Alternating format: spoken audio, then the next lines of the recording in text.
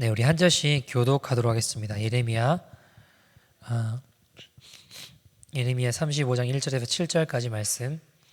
유다의 요시야 왕의 아들 여호와김 때에 여호와께로부터 말씀이 예레미야에게 임하여 이르시되 너는 레갑 사람들의 집에 가서 그들에게 말하고 그들을 여호와의 집 한 방으로 데려다가 포도주를 마시게 하라 하시니라.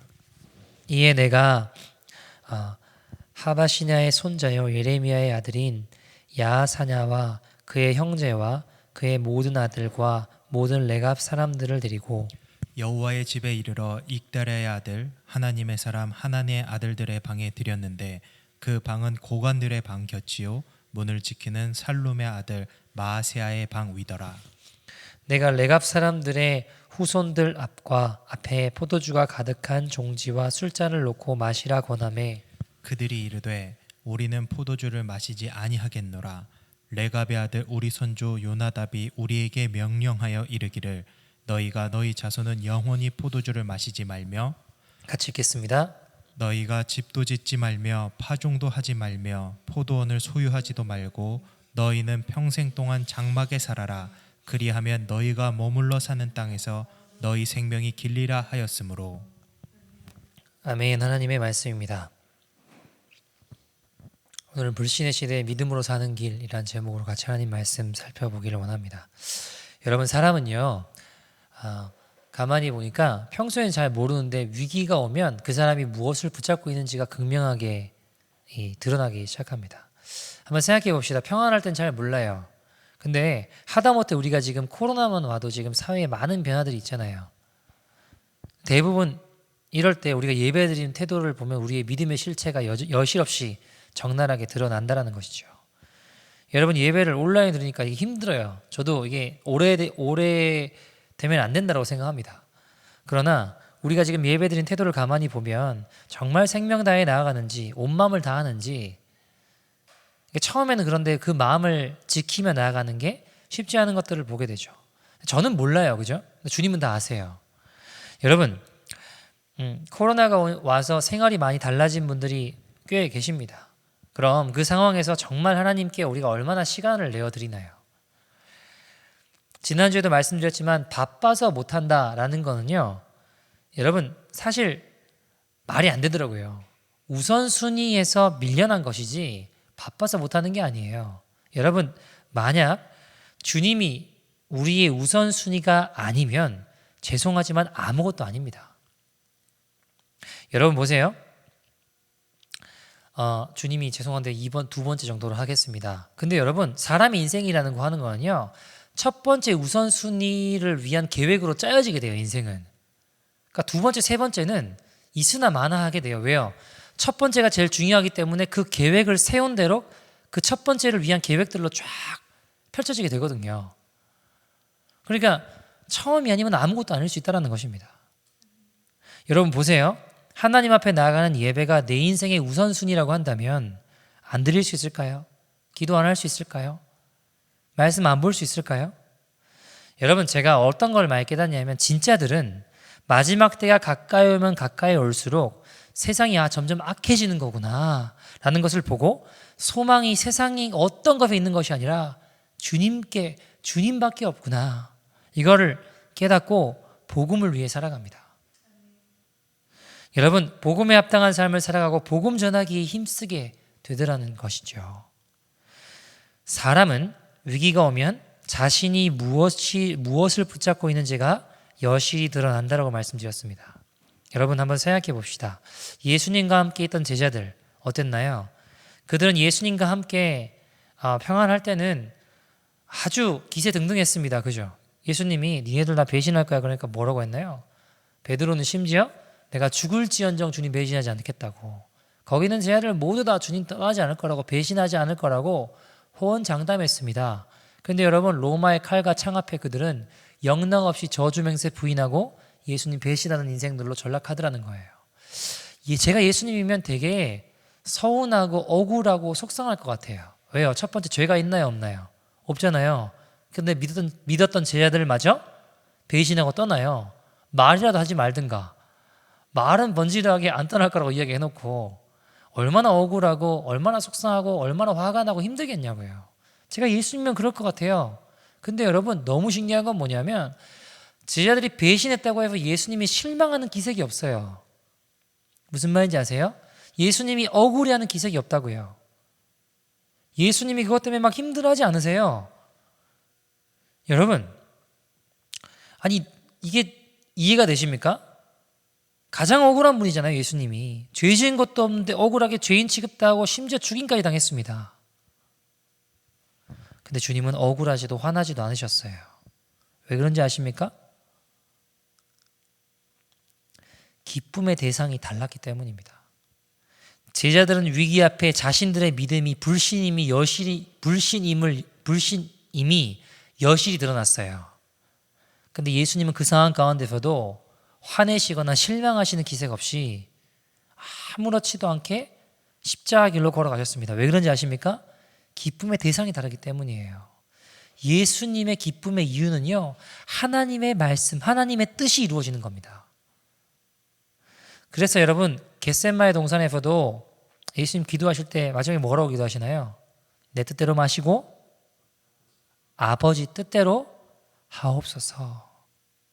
여러분, 우리는 많이 잘못 착각하는 게요, 사람들은 환경이 바뀌면 행복해질 거라고 믿어요. 그러나 죄송하지만 환경이 바뀌기를 기대하고 산다면 여러분 평생 행복한 날은 안 올 수도 있어요. 그렇잖아요. 환경이 안 바뀌면요, 평생 나는 불행한 거예요. 그죠? 사람들이 내가 원하는 대로 바뀌면 행복할 거라고 생각해요. 그러나 그걸 기대하고 산다면 우리는 불행한 날들을 맞이할 수밖에 없을지도 몰라요. 여러분, 중요한 게 뭔지 아십니까? 환경이 바뀌거나 사람이 바뀌는 게 중요한 게 아니라 내가 바뀌면 행복해져요. 내가 바뀌면 돼요. 다른 사람 바꾸려고 열심히 몸부림치지 마십시오. 우리에게는 다른 사람을 바꿀 능력이 없어요. 인정해야 돼요. 하나님이 우리에게 요구하신 게요, 다른 사람을 바꾸라고 요구하시지 않으셨어요. 왜요? 그 능력은 우리에게 없거든요. 사람 바꿀 수 있는 건 누구만 할 수 있어요? 주님만 하실 수 있다고요. 여러분, 세상 사람들이 그런 이야기 많이 하죠. 사람 잘 바뀐다고 하죠. 잘 안 바뀐대요. 절대 안 바뀐다는 이야기까지도 해요. 근데 전 바뀐다고 믿어요. 그러나 우리에게 그 능력이 있진 않아요. 주님께 있지. 다만 주님이 그럼 우리에게 요구하신 건 뭐예요? 서로 사랑하라 하셨다고요. 사랑하는 것까지는 우리에게 요구하신 책임입니다. 사랑하는 게 목표가 돼야 되지, 변화시키겠다는 목표를 가지고 내가 자꾸 덤비기 시작하면요, 내가 실망한다는 건 뭐예요? 내가 변화시킬 수 있다라고 착각하는 거잖아요. 환경을 내가 바꿀 수 있다라고 착각하는 거고, 사람을 내가 바꿀 수 있다라고 착각하는 거예요.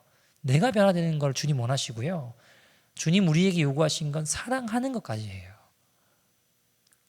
여러분, 사람 환경 바꾸는 것이 목표와 목적이 되면 인생 정말 피곤해집니다. 정치를 보세요. 대통령 하면 바꾸면 모든 게 바뀔 것 같죠. 큰 변화가 있을 거라고 착각하지만 역사상 그런 일이 없어요, 여러분. 정치에 소망이 있는 게 아니에요. 왜요? 정치 보면 늘 탓만 하잖아요. 누구 탓. 여러분, 탓해서는 아무것도 해결될 수 없습니다. 누누이 말씀드리지만 책임지는 사람이 리더예요. 전 세계 리더들을 살펴보면 리더의 특징은요, 책임지더라고요. 리더에겐 솔루션이 있어요. 그 솔루션은 뭐냐? 책임지는 거예요. 여러분, 가정에서 누가 책임지고 있습니까? 회피하고 남 탓만 한다면요, 우리는 회개와 생명의 길로 가는 게 아니라 죽음의 길로 가는 것입니다. 회개하고 책임지는 사람이 생명의 길로 가는 거예요. 여러분 보세요. 탓하고 상처받았다고 해가지고 회개가 일어날까요? 절대 탓하고 상처받았다 이런 거 해가지고는 회개란 건 일어나지 않아요. 여러분, 인류의 역사를 보세요. 하나님이 에덴 동산을 지으시고 아담과 하와에게 모든 것을 먹어도 되는데 선악과는 먹지 마 했는데 어떻게 됐죠? 그거 먹고 나서 주님이 물어보시잖아요. 아담아, 너 내가 먹지 말라고 했는데 왜 먹었냐? 그러니까 뭐래요? 주님 죄송합니다. 주님 말씀하셨는데 제가 실수했습니다. 제가 죄를 지었습니다. 이랬나요? 아니요. 하와가 먹으라고 해서 그러네요. 하와가. 그래서 하와한테 물어보면 너 왜 먹었냐? 그럼 뭐라고 해요? 죄송합니다 주님, 제가 죄인입니다. 그랬나요? 회개하지 않는다고요. 뭐라고 하죠? 뱀이 그랬다고, 뱀이. 여러분, 이게 가만히 보니까 인류의 시작부터 이 탓하는 죄의 결과가 계속해서 지금까지 이루어지고 있습니다. 제가 이 탓하고 불신하고 이런 거 있잖아요. 이게 얼마나 무섭냐면 암보다 무서운 게 불신이에요. 제가 보니까 암보다 무서운 게 불신이라는 병입니다. 코로나보다 무서운 병이 이 불신이에요. 왜 그런지 아세요? 보세요. 암은요, 죽고 마지막에 예수 믿으면 부활하잖아요. 그죠? 아니, 암 걸려서 아무리 심각해봐야 죽는 거잖아요. 죽는 거. 죽으면 마지막에 부활하잖아요. 예수 믿으면. 근데 불신은요, 죽고 영원한 죽음으로 영원한 지옥 가는 거잖아요. 불신은. 그래서 여러분, 이 불신이 제가 보니까 탓하고 불신하고 이게 암보다 무서운 병이더라고요. 여러분, 그러면 불신의 치유는 어떻게 일어나나? 불신의 치유는요, 말씀을 리마인드 시키는 거예요. 하나님 말씀을 자꾸 리마인드 시키는 거예요. 그때 우리 안에 불신이 떠나갈 줄 믿습니다. 보세요. 예수님이 부활하신 다음에 제자들에게 나타나셨어요. 여인들에게 나타나셨어요. 여인들이 나타났지만 제자들 믿었나요? 안 믿었나요? 안 믿어요. 아니, 부활하신다고 미리 말씀하셨는데도 안 믿잖아요. 불신한다고요. 심지어 나타나도 안 믿어요. 나타나도. 어떻게 되는 거예요? 근데 예수님 하신 방법을 가만히 보세요. 보세요. 부활하신 주님이 어떻게 하셨죠? 제자들 딱 나타나셔서 니네들이 막 그러고 너 인간이냐 탓하셨나요? 왜 믿지 못하냐고 불신하냐고 혼내셨나요? 그러지 않으셨어요. 그죠? 자, 보세요. 부활하신 후에 제일 먼저 본 사람들이 누구예요? 여인들이죠. 마리아, 막달라 마리아. 여러분, 그 여인들에게 예수님이 어떻게 하셨나요? 막 기적을 베푸셨죠? 막 은사를 막 베푸셨나요? 그래서 불신을 제거하셨나요? 여러분, 뭐 누누이 말씀드리지만 은사 많다고 불신 해결되지 않더라고요. 방언 받아도 불신하고 돌아가는 사람이 있더라고요.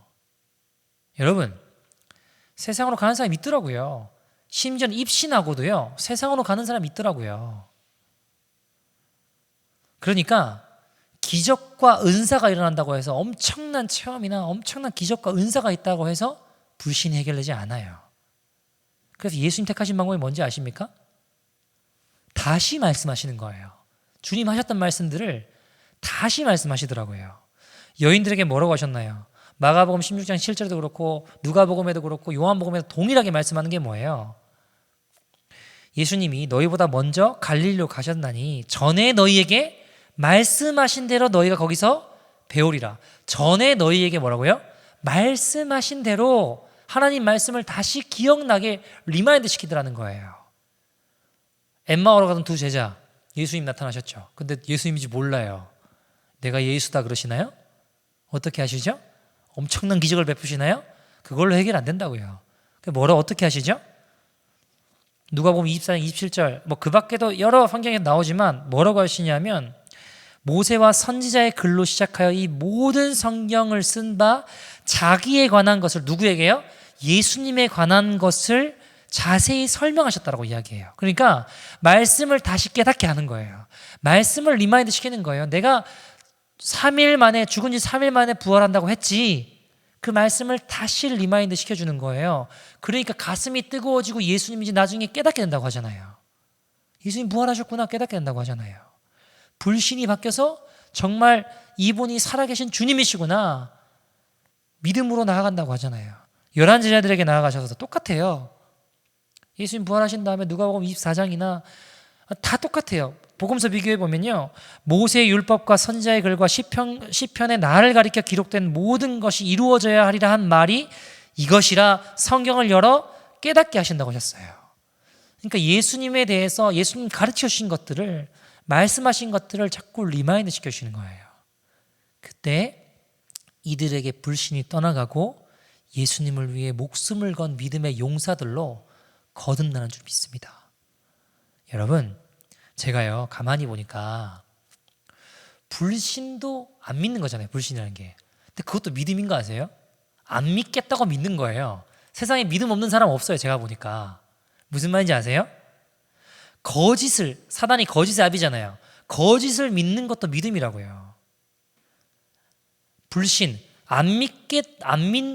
주님을 안 믿겠다고, 안 믿는다고 그 믿는 것도 믿음이에요. 무슨 말인지 아시죠?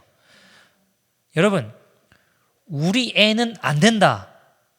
나는 안 변한다. 이것도 거짓을 믿는 믿음이라고요. 나는 순종 못한다. 이것도 거짓을 믿는 믿음이라는 거예요. 그러니까 제가 보니까 세상에 믿음이 없는 사람은 없어요. 불신도 안 믿겠다고 믿는 믿음이라고요. 여러분, 이 견고한 사단의 진을, 마귀의 진을 무너뜨리는 건 진리의 말씀을 인풋하는 거예요. 계속 인풋.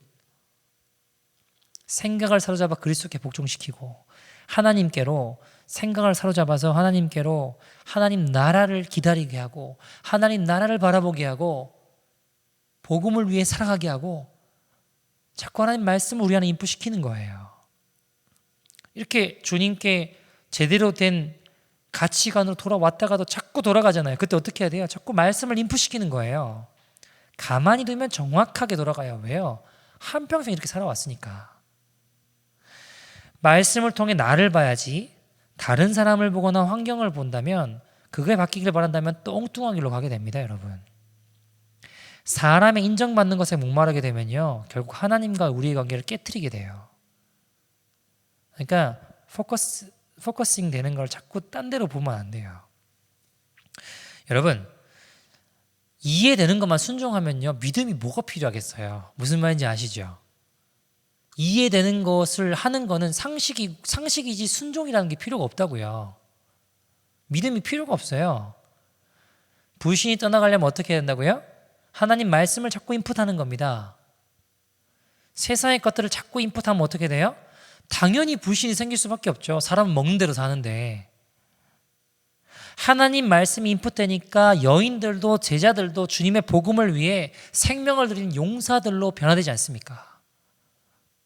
그 은혜의 주인공 되기를 소원합니다. 오늘 말씀 볼까요? 예레미야 35장입니다. 1절 2절 보시죠. 1절 2절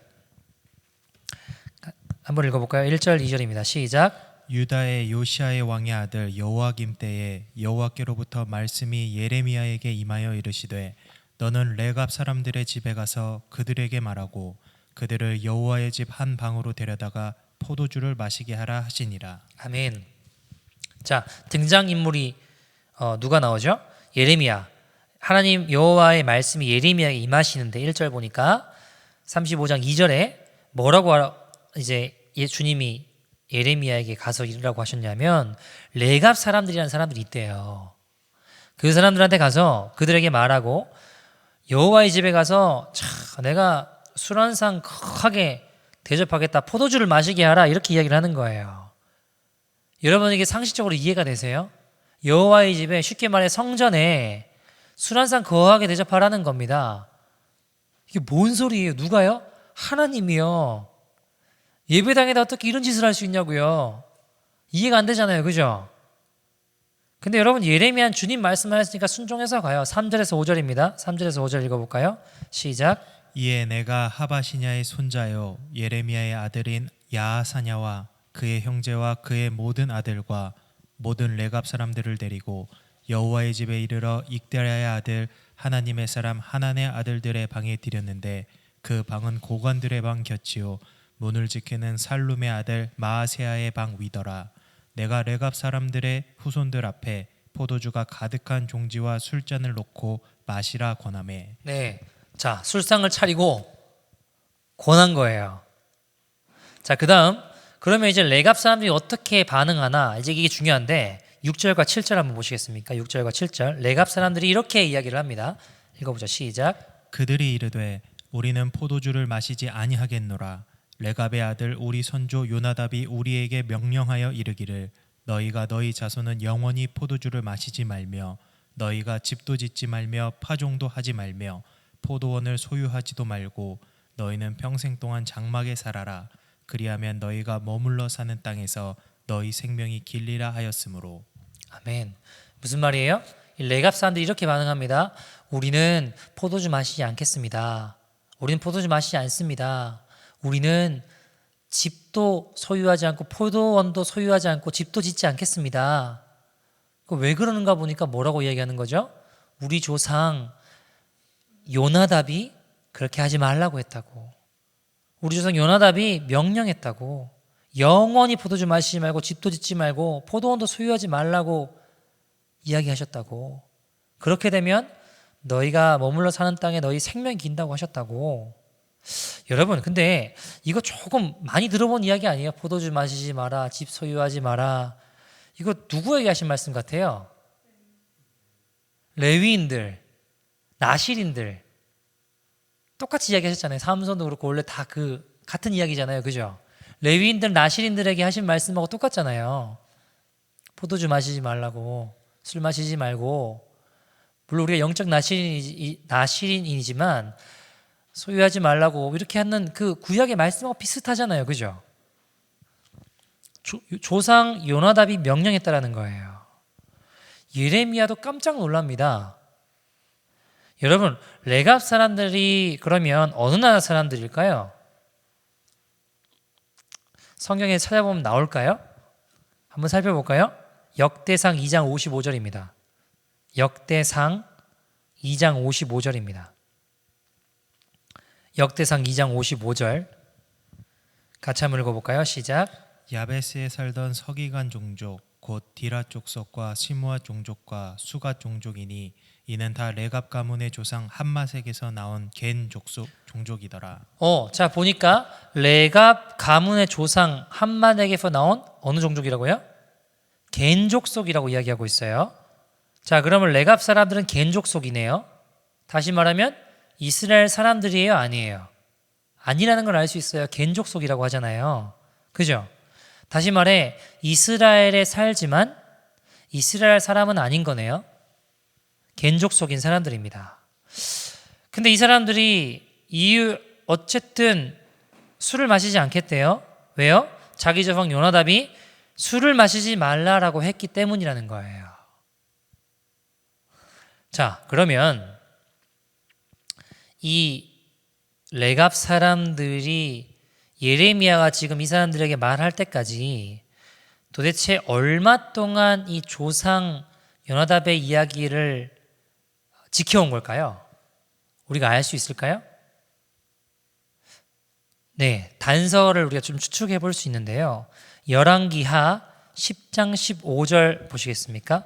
열왕기하 10장 15절부터 이제 쭉 그 이야기가 이제 어떤 사람들의 이야기가 나오는데 15절만 보면 될 것 같아요. 15절 열왕기하 10장 15절입니다. 같이 한번 읽어볼까요? 시작. 예후가 거기에서 떠나가다가 자기를 맞이하러 오는 레갑의 아들 여호나답을 만난지라. 그의 안부를 묻고 그에게 이르되 내 마음이 내 마음을 향하여 진실함과 같이 내 마음도 진실하냐 하니 여호나답이 대답하되 그러하니이다 이르되 그러면 나와 손을 잡자. 손을 잡으니 예후가 끌어 병거에 올리며. 자, 여기 등장인물이 두 사람 등장합니다. 첫 번째는 예후, 북이스라엘의 5번째 왕조를 연 사람이죠. 예후 왕과 또 누가 나오죠? 레갑의 아들 여호나답이 나와요. 근데 여호나답이요, 요나답의 다른 이름이에요. 요나답의 다른 이름이 누구라고요? 여기 나오는 여호나답입니다. 자, 이 말이 지금 어떤 내용이냐면 예후가 하나님의 말씀대로 이 바알과 우상들을, 다시 말해 아합에 속한 자들을 진멸할 때 누가 도왔다라는 거예요? 요나답이, 그러니까 다시 말해 여호나답이 도왔다고 지금 이야기하는 거예요. 그럼 예후는 언제 살았던 사람인지 우리가 추측해 볼 수 있거든요. 그게 BC 841년에서 814년이니까 그걸 우리가 이제 이 예레미야가 등장할 때까지 생각해 보면 대략 거의 한 200년 정도 시간이 돼요. 200년 정도 기간이 됩니다. 그러니까 다시 말하면 이 요나답이 지금 200년 전에 너희는 포도주도 마시지 말고 포도원도 소유하지 말고 장막에 살아라 라고 한 그 말씀을 듣고 지금 200년 동안 입에 술도 안 대고 집도 소유 안 하고 살아요. 왜요? 왜 그랬다고요? 이 레갑 사람들이 왜 그랬다고요?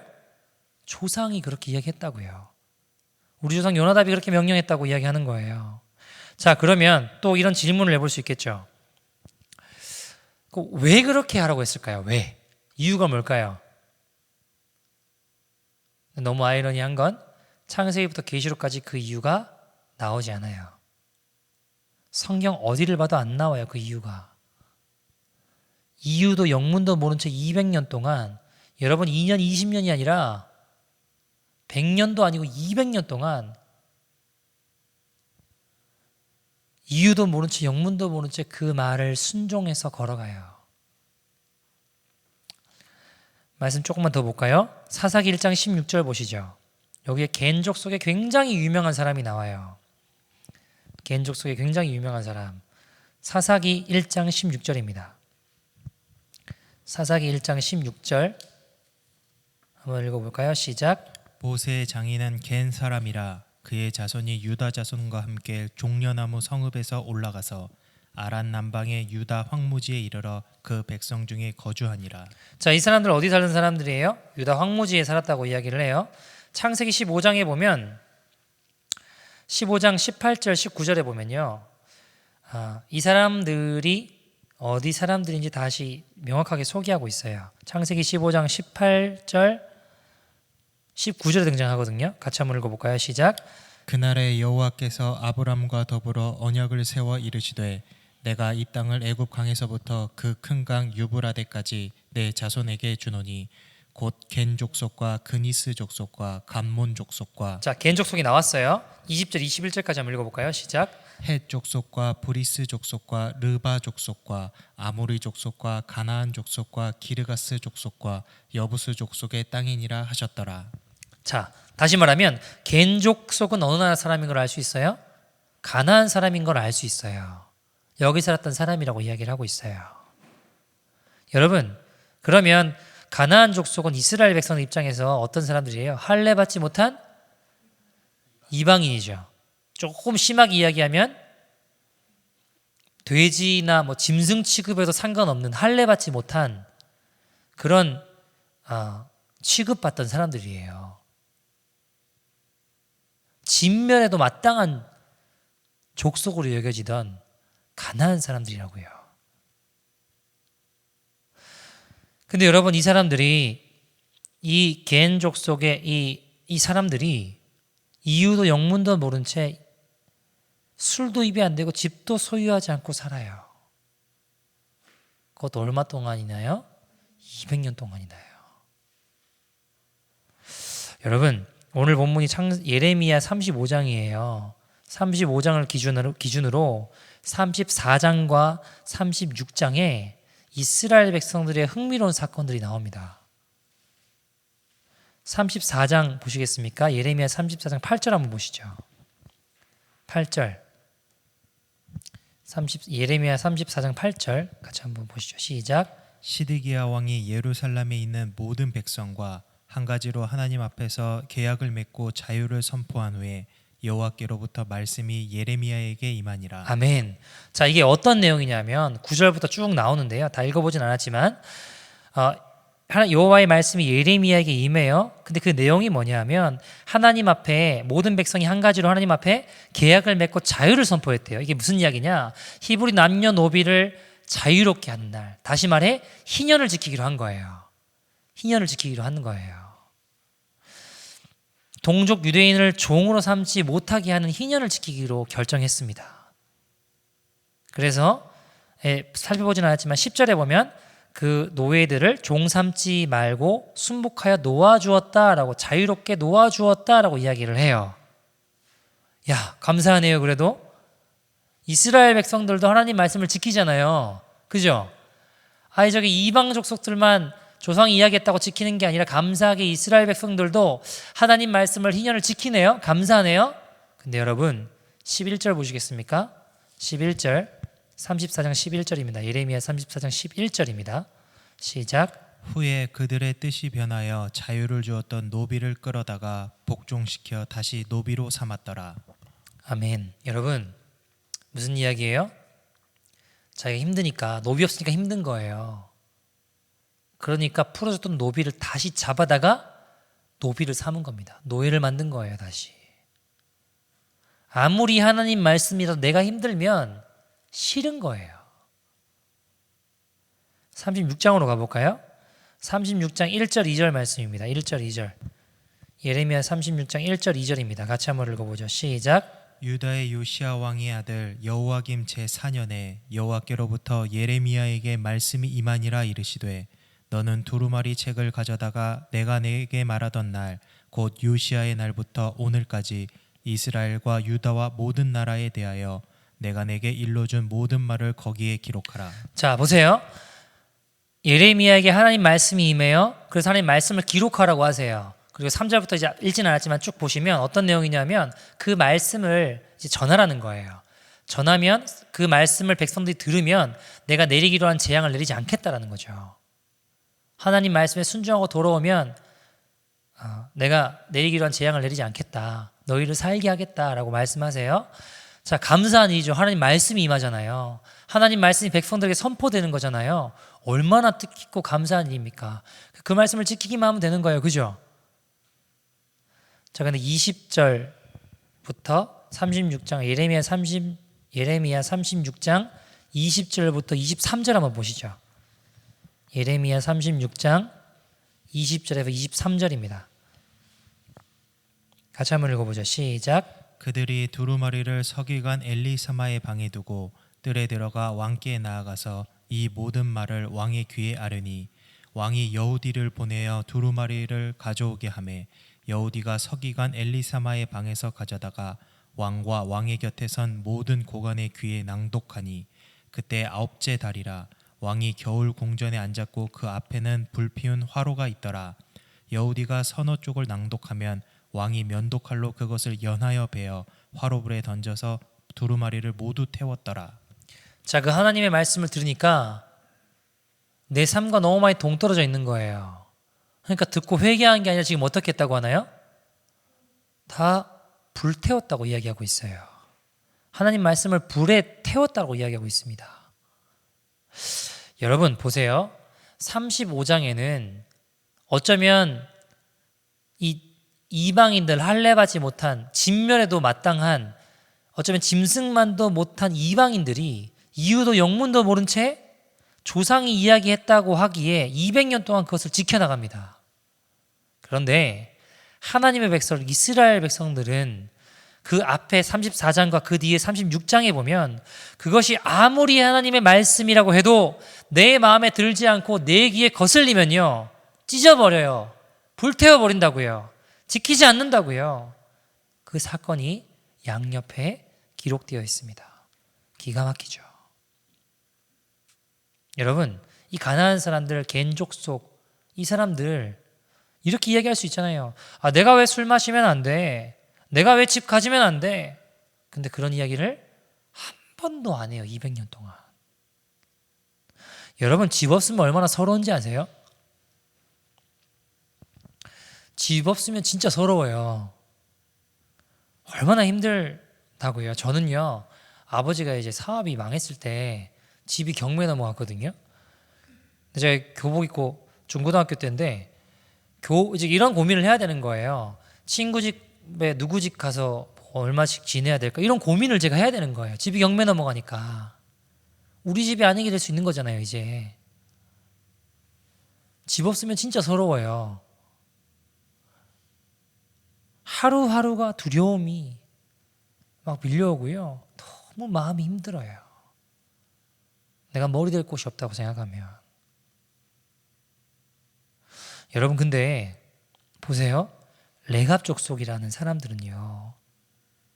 아니, 보세요. 이스라엘 백성들은 하나님 말씀인지 아니까 희년 지키려고 한 거죠. 그죠? 근데 알아도 내가 힘들면, 나에게 손해가 되면, 내 자존심이 상하면 그 말씀은 언제나 없는 거예요. 아무리 하나님 말씀이라고 해도 내 귀에 거슬리면 태워버리는 거예요. 잘라버리는 거예요. 두렵습니다. 과연 우리의 삶은, 내 삶은 35장의 삶인지 34장과 6장의 삶인지 두려워요. 여러분, 하나님이 말씀하시면요, 이해가 안 돼도 때론 좀 기분이 나빠도 우리가 좀 들어드리면 어떨까요? 우리 하나님 좀 믿어드리면 안 될까요? 우리 하나님 믿는다고 하면서도 늘 내 머리로 이해되는 것만 믿고 내 머리로 이해되지 않는 것은 언제든지 뒤로 제껴놓을 수 있고 무시하고 불태우고 찢어버릴 수 있다면 여러분, 그건 실제로 믿음이 아니라 불신이고 믿음이 없는 거예요. 히브리서 11장 1절은 이렇게 이야기를 합니다. 같이 한번 읽어볼까요? 시작. 믿음은 바라는 것들의 실상이요 보이지 않는 것들의 증거니. 아멘. 믿음은 바라는 것들의 실상이래요. 보지 못하는 것들의 증거라고 합니다. 그러니까 보이는 게 아니에요. 그죠? 잡히고 들리고 만지고 이해되는 게 아닐 수 있어요. 그러나 바랄 수 없는 중에 바라고 믿는 게 믿음이라고 이야기합니다. 그러니까 다시 말하면 내 상식으로 도저히 믿어지지 않지만 하나님이 말씀하셨기에 믿는 거예요. 내 의지와 상관없이 내 사랑하는 주님이, 내 주 하나님이 말씀하셨기 때문에 들어드리는 거예요. 여러분, 꼭 이해가 돼야 될까요? 그러고 싶지가 않은 거예요. 왜요? 내 사랑하는 주님이, 지옥 갈 수밖에 없는 나를 구원하신 그 주님이, 나를 사랑하셔서 당신의 목숨을 내어주신 그 주님이 말씀하였으니까 들어드리고 싶은 거예요. 내가 왜 그렇게 해야 됩니까? 나 그러고 싶지 않습니다. 싫어요. 내가 왜 그렇게 해야 돼요? 이렇게 말하고 싶지 않고 이 불신이 가득한 이 마지막 때에 우리 주님이 말씀하셨다면 내가 좀 이해되지 않아도 좀 그렇게 해드리는 게 진짜 믿는 거지 않을까요? 여러분, 내가 믿는 분이 정말 하나님이라면 믿는데 묻거나 따질 게 무엇이 있겠습니까? 믿기로 결정했는데. 여러분, 운전하실 때요, 내비게이션 키시잖아요. 그죠? 내비게이션을 킨다는 말은 내가 목적지까지 가는 길을 모르기 때문이잖아요. 그죠? 여러분, 내비게이션을 믿기 때문에 따르나요? 알기 때문에 따르나요? 길을 모르는데 알면은 내비게이션을 믿고 따를 필요가 뭐가 있어요? 알고 있는데. 근데 그 길을 모르기 때문에, 모르지만 내비게이션을 믿기 때문에 따라가잖아요. 그죠? 믿기 때문에 따라가는 거예요. 내비게이션도 내가 믿고 살아가는데 하물며 살아계신 주님을 우리가 납득이 안 돼도, 때론 이해가 안 돼도 순복하는 거예요. 여러분, 저는요, 지금 한국의 일련 사태들, 또 이 마지막 때가 다가오면 다가올수록 사회적으로 교회가 많이 지탄을 받고 손가락질 듣는 걸 많이 봐요. 욕 많이 먹어요. 근데 여러분, 저는요, 교회가 돈을 좋아한다, 교회가 음란하다, 교회가 타락했다, 이런 거 말고요, 이런 욕은 좀 들어봤으면 좋겠어요. 여러분, 혹시 이런 욕 들어보셨어요? 야, 니네 너무 하나님 말씀대로 살아. 너무 하나님 말씀대로 순종해. 너무한 거 아니냐? 이런 욕 들어보셨어요? 저는 세상이 교회를 이렇게 욕하는 걸 못 들어봤어요. 이런 욕 들을 수 있는 교회가 됐으면 좋겠어요. 야, 니네 너무 하나님 말씀대로 사는 거 아니냐? 너무 하나님 말씀에 순종하는 거 아니냐? 이게 말이 되냐? 이런 욕은 좀 들어봤으면 좋겠어요.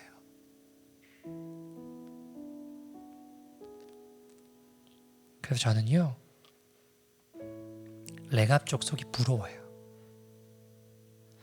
이스라엘에게 하대받던 민족이었습니다. 사람들이에요. 할례받지 못해 돼지 취급받던 사람들이에요. 사람 취급 못 받던 사람들일지 몰라요. 그런데 하나님이 이 레갑 족속이 조상이 했던 말들을 지키면서 걸어가는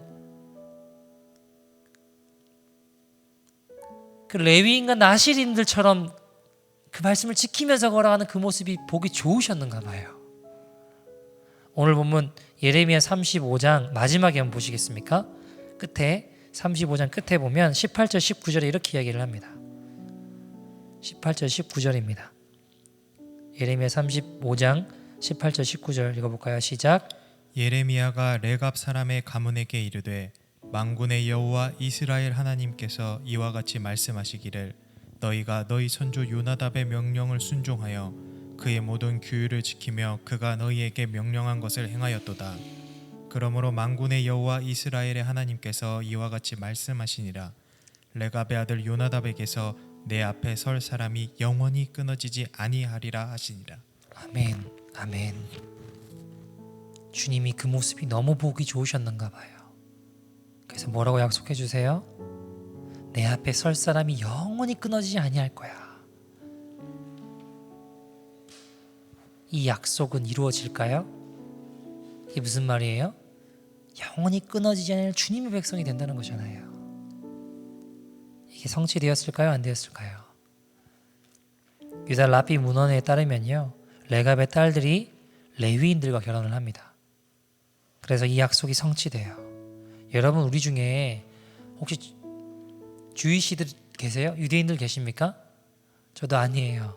아무도 아니에요. 그죠? 우리 다 이방인들이잖아요. 네, 여러분, 우리 중에 누가 좀 이 레갑 족속이 되기를 원하십니까?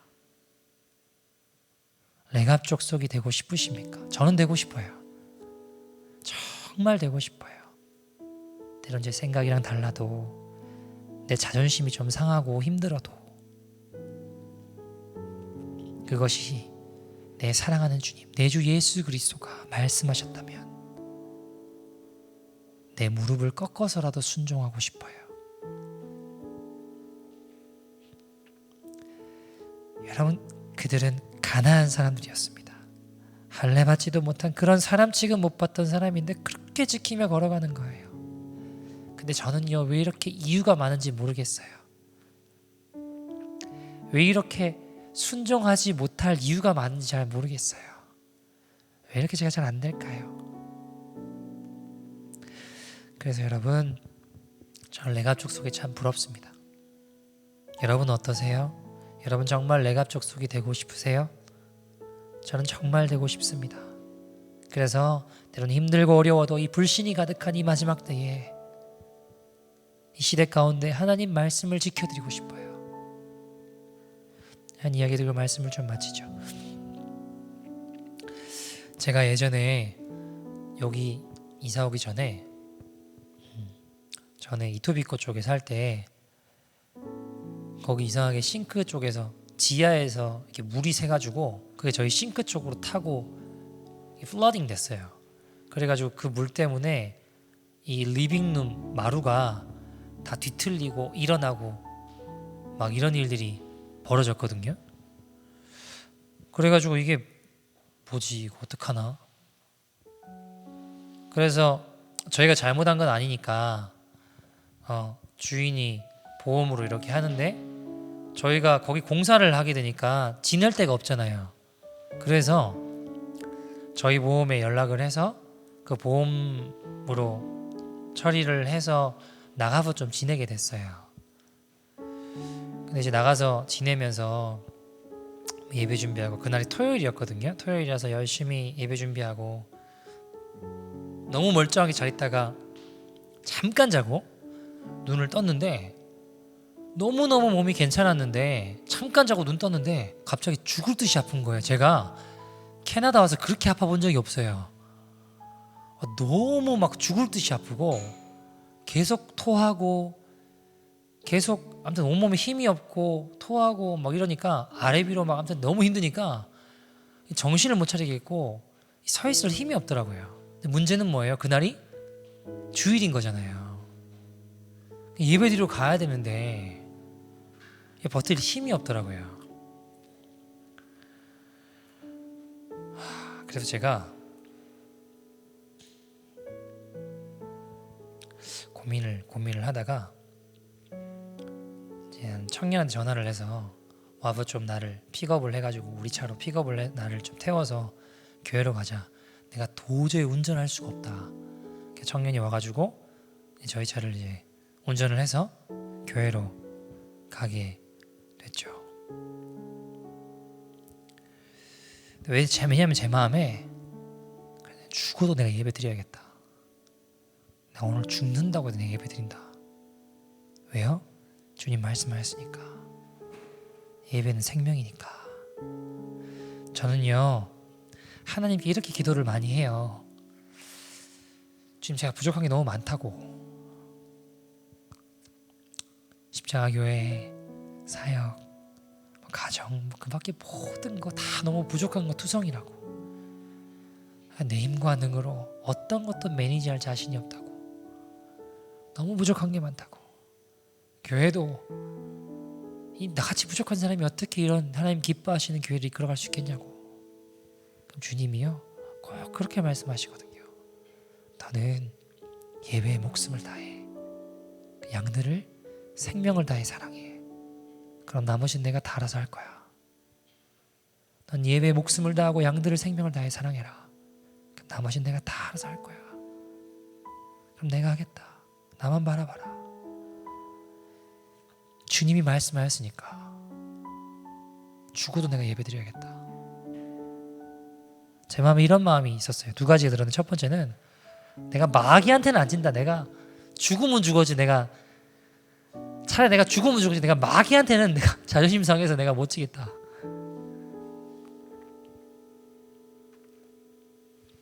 너무 힘들 때는요, 여러분, 주님께 그냥 확 드려버리는 거예요. 확 내어버리는 거예요. 내어드리는 거예요. 이럴 때 그냥 죽을 것 같을 때 주님께 내어드리면요, 제 마음에 그래 나 잘 못 살았지만, 나 죄 많지만, 나 많이 부족하지만 우리 주님이 조금이라도 내 발걸음 기억해 주시지 않을까. 조금은 나같이 부족한 종에게 종민아 내가 기쁘다. 내 말에 순종해줘서 내가 기쁘다 하시지 않을까. 종민아 고맙다. 그냥 하실 것 같은 거예요. 제가 정말 찬양할 힘이 없어서요, 기타를 매일 힘이 없더라고요. 기타를 내려다 놓고 마이크를 그냥 이렇게 세워다 놓고 마이크대로 힘없이 찬양하고 말씀 전했어요. 도저히 온몸에 서 있을 힘이 없더라고요. 겨우 그냥 나 죽으면 죽지 내가 예배 드린다 하고 젖먹던 힘을 짜내서 찬양하고 말씀 전했어요. 그리고 여러분, 예배가 끝나자마자 언제 그랬냐는 듯이 나왔어요. 예배가 끝나자마자 뭘 먹을 수 있겠더라고요. 그냥 힘이 나더라고요. 아 그래, 주님 함께 해주시는구나. 오늘도 이겼구나. 그때 가만히 지켜보시지 않을까요, 우리 주님께서. 사랑하는 여러분, 저와 여러분이 그 은혜를 맛보는 주인공들 되기를 소원합니다. 때론 좀 이해되지 않아도요, 레갑족소처럼 바보같이 하나님 말씀에 순종하고 싶은 거예요. 그래서 이 불신이 가득한 이 땅 가운데 주의 말씀이 자꾸 내 안에 리마인드 되어짐으로 말미암아 우리 안에 주님을 향한 믿음과 신뢰와 소망과 은혜들이 차가울러 넘치는 이 시대에 귀한 믿음의 백성들 되기를 간절히 소원합니다. 우리 같이 한번 기도하죠. 같이 한번 기도하기를 소원하는데요, 우리 예수 우리 왕이여 한번 찬양하고 같이 기도할까요? 우리 예수 우리 왕이여.